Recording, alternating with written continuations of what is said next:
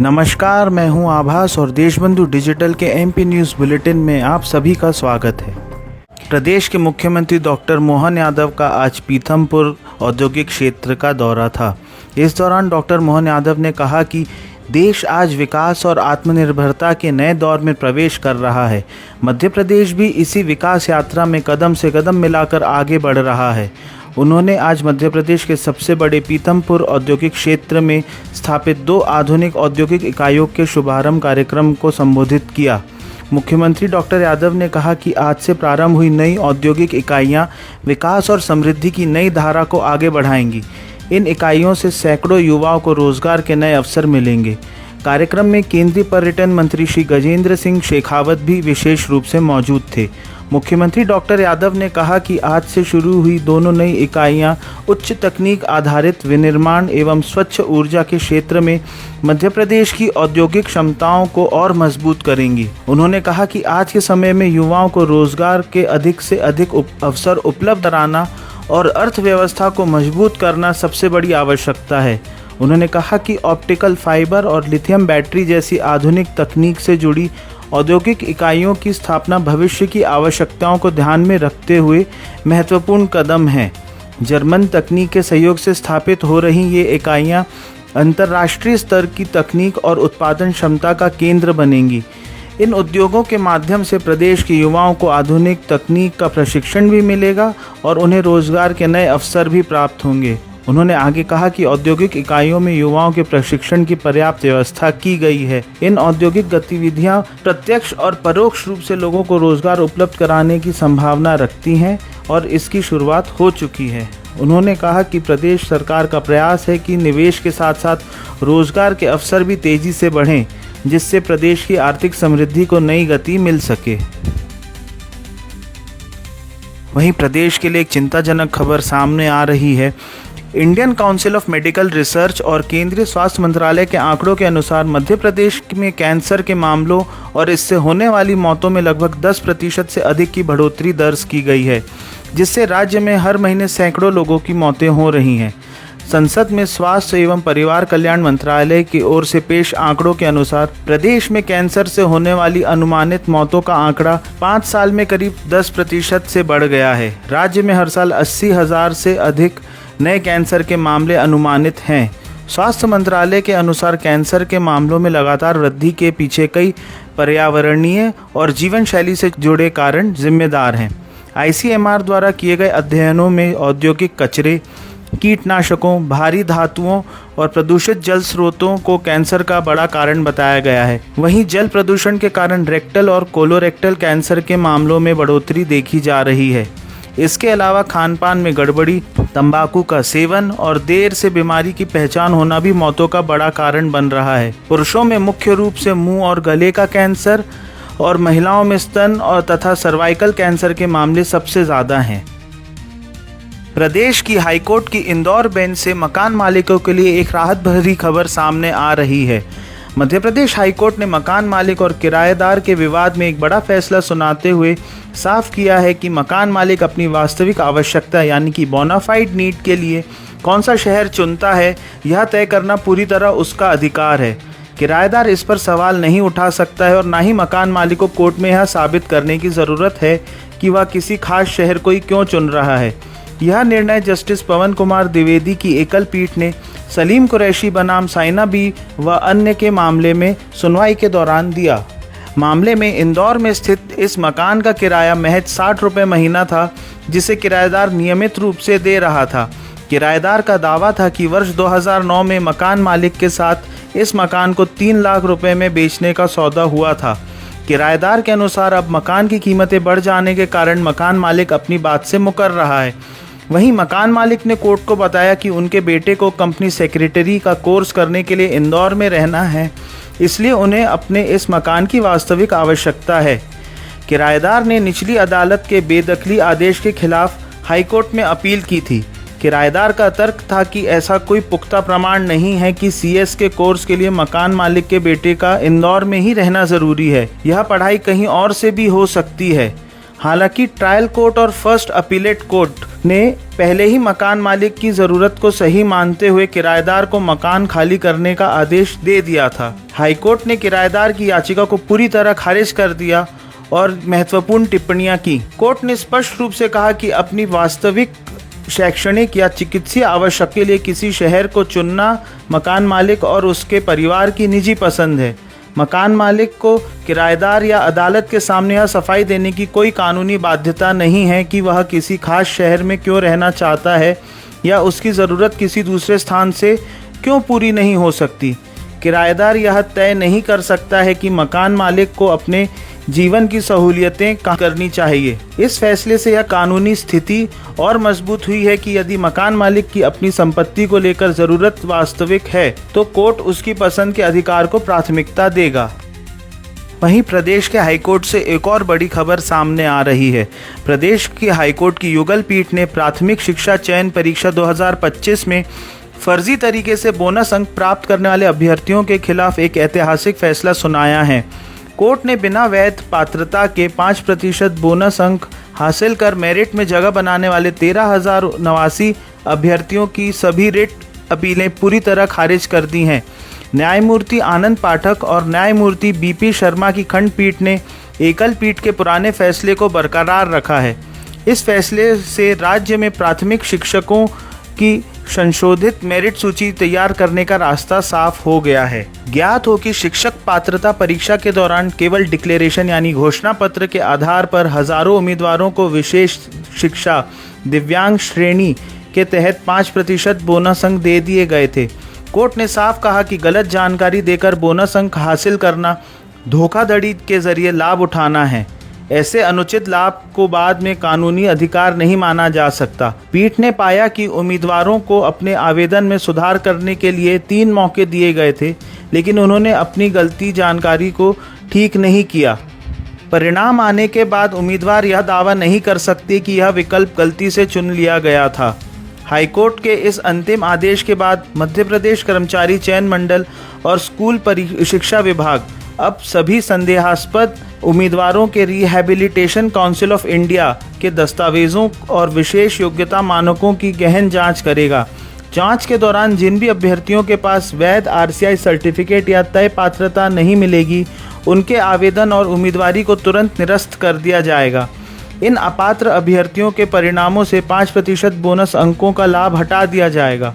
इसके बाद पूरी भर्ती के लिए नई संशोधित मेरिट सूची तैयार की जाएगी। इस फेरबदल से हजारों योग्य उम्मीदवारों को जो पहले मेरिट लिस्ट से बाहर हो गए थे, अब चयन सूची में आने का और सरकारी नौकरी पाने का मौका मिल सकेगा।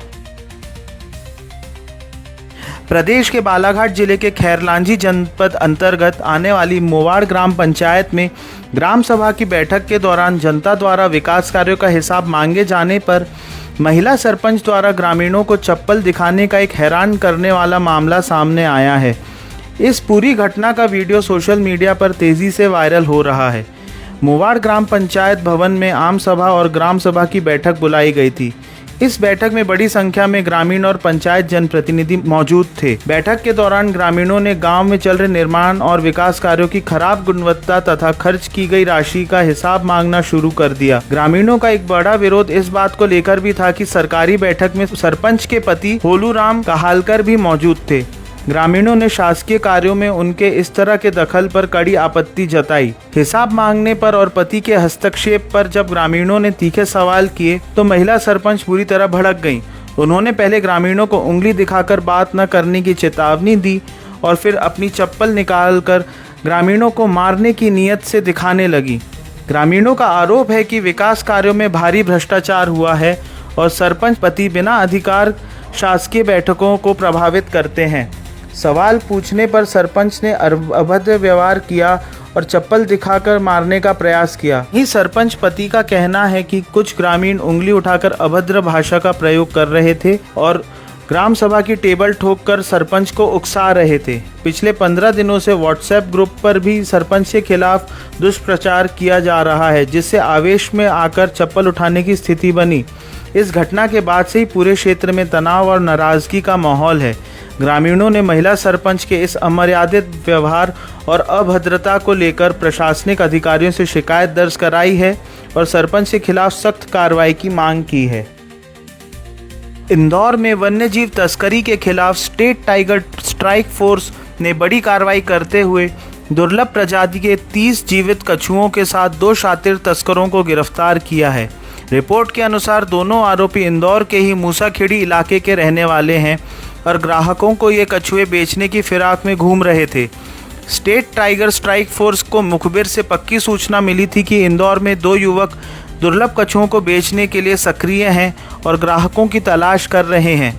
सूचना के आधार पर STSF ने तुरंत एक विशेष टीम का गठन किया और जाल बिछाकर मूसाखेड़ी क्षेत्र में घेराबंदी की और दोनों आरोपियों को रंगे हाथ दबोच लिया। तलाशी लेने पर आरोपियों के पास 30 जीवित कछुए मिले जो अलग अलग दुर्लभ और प्रतिबंधित प्रजातियों के हैं। गिरफ्तार किए गए दोनों तस्करों के बीच काम का स्पष्ट बंटवारा था, जिससे वे इसे अवैध धंधे को अंजाम दे रहे थे। केशव शर्मा मुख्य रूप से ग्राहकों को ढूंढने और उनसे कछुओं का सौदा तय करने का काम करता था। वहीं रोहन गौड़ सौदा तय होने के बाद वह सुरक्षित रूप से ग्राहकों को ठिकाने पहुंचाने तक जिम्मेदारी लेता था। वन विभाग और STSF की टीम ने कछुओं को सुरक्षित रूप से अपने कब्जे में लेकर दोनों आरोपियों को कोर्ट में पेश किया है। वन विभाग की टीम अब दोनों आरोपियों से कड़ाई से पूछताछ कर रही है ताकि यह पता लगाया जा सके कि ये दुर्लभ कछुए कहां से पकड़कर लाए थे और इंदौर में उनके खरीदार कौन कौन हैं।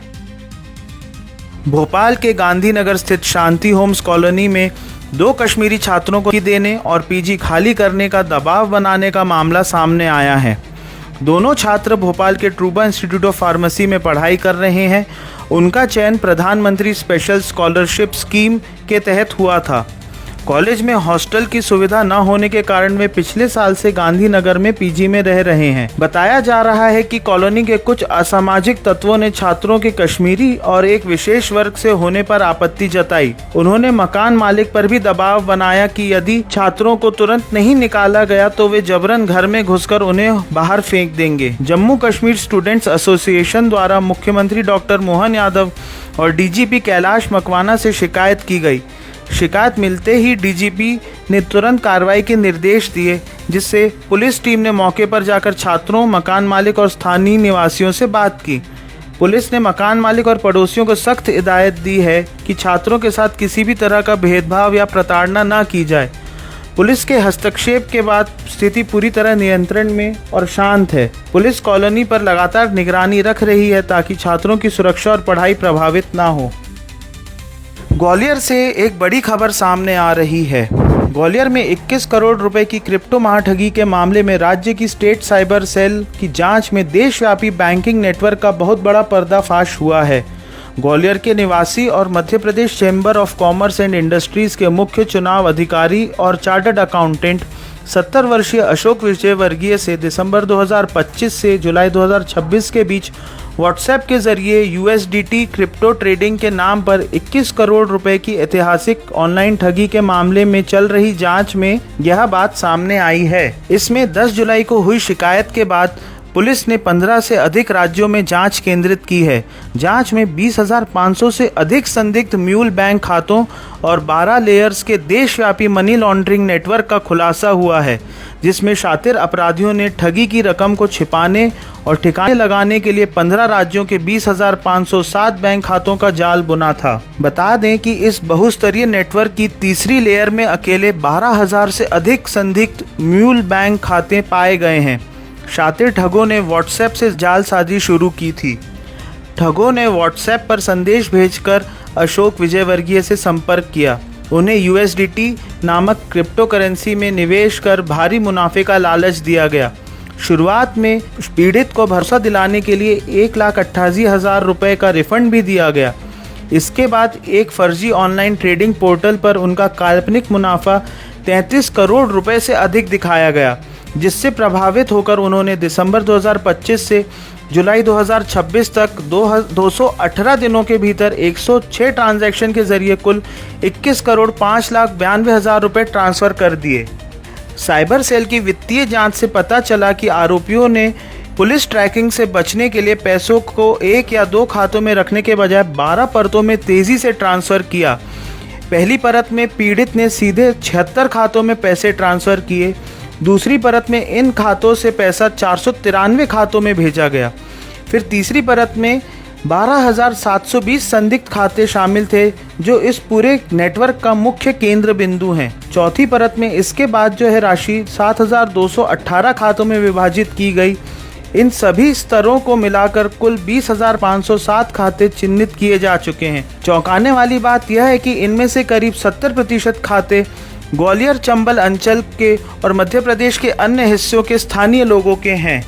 बताते चले कि ये सभी अकाउंट्स म्यूल खातों में चिन्हित हुए हैं। मतलब ये ऐसे बैंक खाते होते हैं जिन्हें गरीब या सीधे साधे लोग या छात्रों से चंद रुपयों के कमीशन के बदले किराए पर लिया जाता है। इसके बाद ठगों ने तमिलनाडु, केरल, आंध्र प्रदेश, महाराष्ट्र और पश्चिम बंगाल जैसे राज्यों में फैले करेंट और म्यूल खातों का उपयोग किया। जांच एजेंसियों को अंदेशा है कि इस रैकेट के तार म्यांमार, कंबोडिया और थाईलैंड जैसे देशों से भी जुड़े हैं, जहां पैसे का एक बड़ा हिस्सा क्रिप्टो करेंसी में बदल कर विदेश भेज दिया गया है। स्टेट साइबर पुलिस ने देश भर के बैंकों से संपर्क कर अब तक लगभग 1,92,00,000 रुपए से लेकर 2 करोड़ की राशि को होल्ड यानी फ्रीज करवा दिया है। इस घोटाले के सिलसिले में पुलिस ने कई आरोपियों को गिरफ्तार भी किया है, जिनमें एक स्थानीय राजनीतिक दल से जुड़े नेता का भी नाम सामने आया है, जिसके खाते से 50 लाख रुपए ट्रांसफर हुए थे। पुलिस की टीमें मुख्य सरगनाओं को दबोचने के लिए अन्य राज्यों में लगातार छापेमारी कर रही है। प्रदेश के पन्ना जिले से एक दिल दहलाने वाला और मां की बहादुरी का हैरत अंगेज मामला सामने आया है। शाहनगर के मरहा गांव में 5 साल की मासूम हेमंती जब जंगल की ओर गई थी, तभी एक जंगली सियार ने उस पर हमला कर दिया और अपने जबड़े में उसे दबोच लिया। बच्ची की चीख सुनते ही मां रामबाई बिना अपनी जान की परवाह किए मौके पर दौड़ी और साहस दिखाते हुए पत्थरों से ताबड़तोड़ वार किए और सियार को भागने पर मजबूर कर दिया। लेकिन सियार के काटने से बच्ची गंभीर रूप से घायल हो गई और उसके शरीर से काफ़ी खून बह गया था। परिजनों ने तुरंत उसे शाहनगर के सामुदायिक स्वास्थ्य केंद्र पहुंचाया, जहां डॉक्टरों ने प्राथमिक उपचार के बाद उसकी गंभीर हालत को देखते हुए कटनी जिला अस्पताल रेफर कर दिया है। यहां उसका इलाज जारी है। वहीं वन विभाग की टीम ने पीड़ित परिवार को तत्काल आर्थिक व चिकित्सीय सहायता उपलब्ध कराई है एवं रिहायशी इलाके के पास जंगली जानवरों की बढ़ती आवाजाही से जहां ग्रामीणों में भारी दहशत है और प्रशासन से उन्होंने इस क्षेत्र में गश्त बढ़ाने की मांग की है।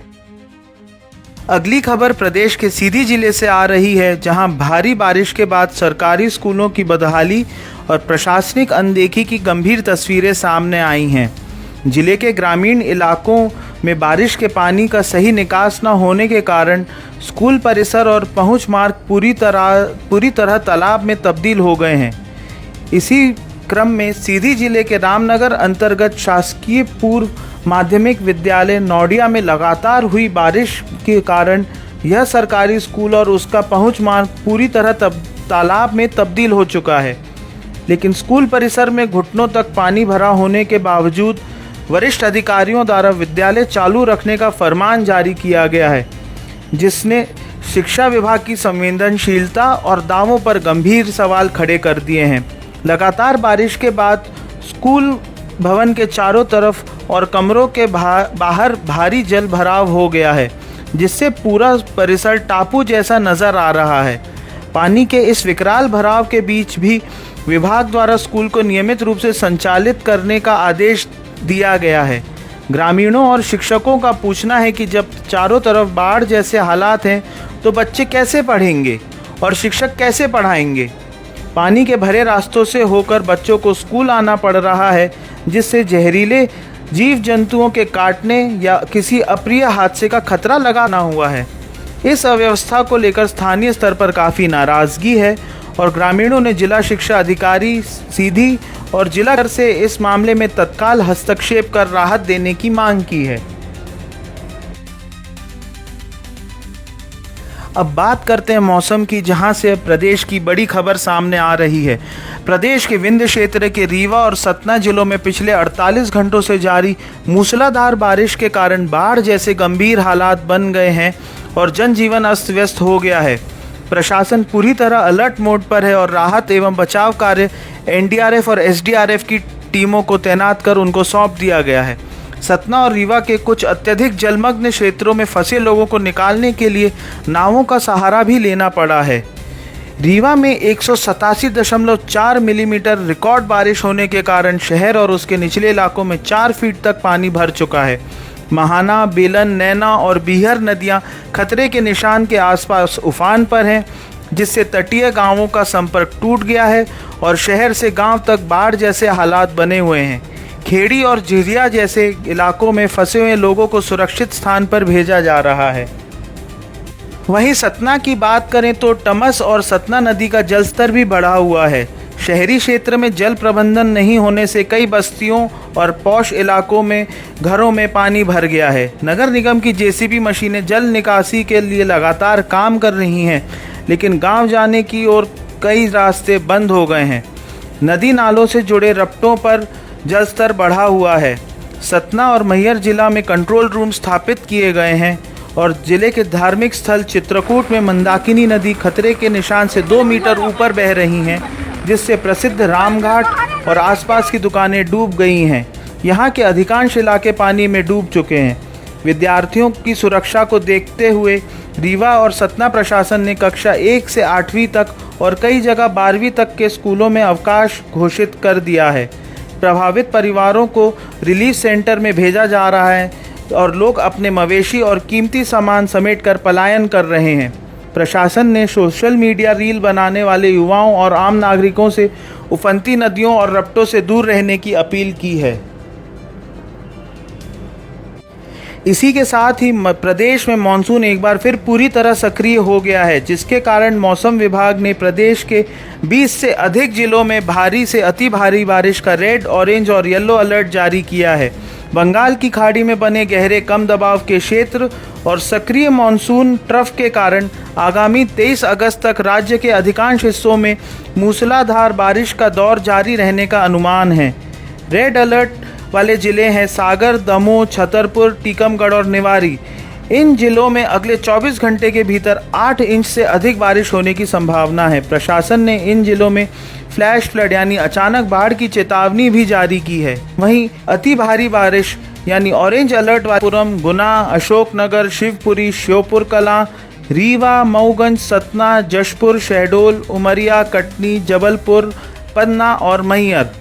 इन क्षेत्रों में 4 से 8 इंच तक मूसलाधार बारिश और लगातार बिजली चमकने की संभावना है। वहीं येलो अलर्ट वाले जिलों की बात करें तो भोपाल, इंदौर, ग्वालियर, उज्जैन, छिंदवाड़ा, सिवनी, मंडला और बालाघाट जिलों में गरज चमक के साथ मध्यम से तेज़ बारिश यानी 2 से 4 इंच तक बारिश हो सकती है।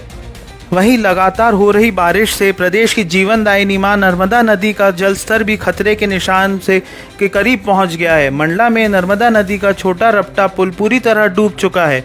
वहीं उज्जैन में शिप्रा नदी के घाट और विदिशा में बेतवा नदी का जलस्तर तेजी से बढ़ रहा है। तवा, कलियासोत और बदबदा बांधों के जलस्तर की निगरानी की जा रही है। पानी का दबाव बढ़ने पर कभी भी इनके गेट खोले जा सकते हैं।